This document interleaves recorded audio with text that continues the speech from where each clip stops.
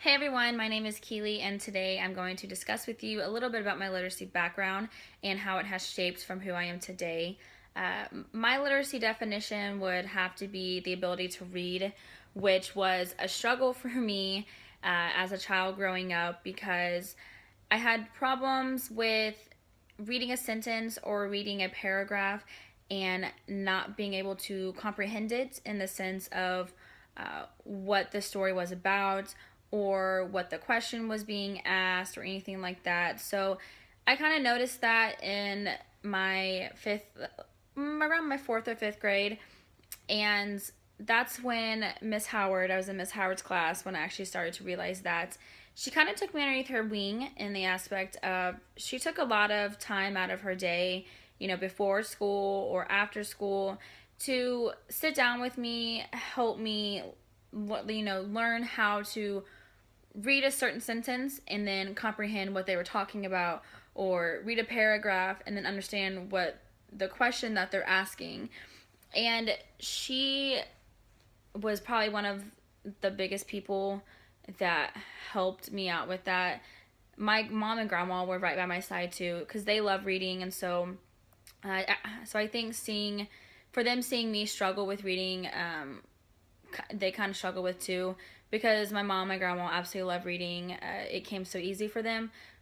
Didn't come so easy for me, but I think after Miss Howard, really showed me like what the passion was for reading and how like how to comprehend everything.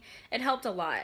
And so after my fifth grade, I still went to Miss Howard as much as I could, after school or anything like that, and she still helped me out. But I would say watching my grandma and my mom read all the time helped me a lot more. So I would come home from school and, I would sit down and I would read a sentence or I'd read a paragraph almost every night, up until probably, I want to say seventh grade. And after that, it's been easy for me now. I can actually read, a book and be like, wow, that book was good. And then tell people what that book was about. And I think that's where my passion for reading has came into. I love reading. I'm big on, before I see a movie, I have to read the book. That's how I am, and that's how my mom's always been. So I think I kind of took that from her. But not only did Miss Howard, help me with my literacy, my mom and grandma did as well. Growing up, my mom would always read to us. I have two younger siblings, a brother and a sister, and they like reading, but not as much as me, my mom, and my grandma do. But my mom would always read to us before we went to bed, and I would always read. My favorite books would have to be the Dr. Seuss books, just like everyone's, but that was more of a memory for me in the aspect of that's what my grandma would always read to my mom growing up. So I think, seeing how much my mom loved reading and how much my grandma, would always read to her, and then my mom would always read to us. She'd always read us the Dr. Seuss books, and so I fell in love with those. And that is one thing that when I decided to become a teacher, I asked for not all of them, but one at a time. But I slowly have a collection of the Dr. Seuss books, and that's one thing that I'm going to incorporate in my classroom. I'm going to read to my students.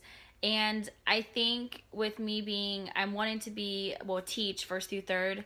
I think with that, with me having struggles of reading as I was growing up, that's the age that they are eager to learn and they're excited. Well, some are. And then you'll also have those students that will struggle to read, kind of like I did, or the struggle of not comprehending. And so I think with me having an understanding of that and knowing how it feels, to get frustrated because everyone else is done reading in class and you're not done because you still can't comprehend it, I think is where I'm going to help those students out a lot. I'm going to kind of take them underneath my wing as well. Communicate with the parents, kind of tell them, like I've been through it.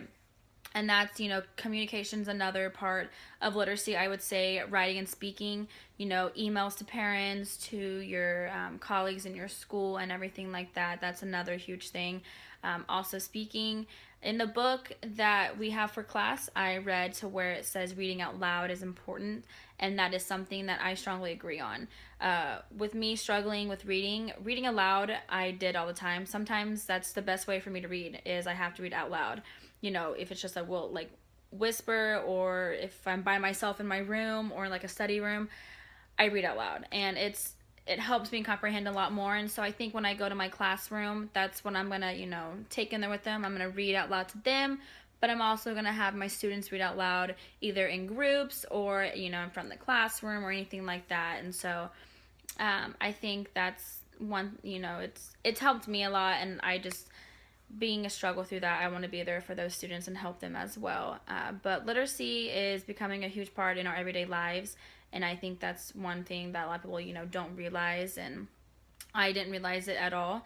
And I think that's one thing I'm excited about this class, because I'm excited to learn, all about the fundamentals and everything about literacy, and it's changing over time. So that's one thing that, becoming a teacher, you have to understand that it is changing, and you have to comprehend and take into kind of, put it all together so it's not so impacted on that. But that's a little bit about my background and where I come from my literacy. And other than that, so I'll see you guys every Tuesday night.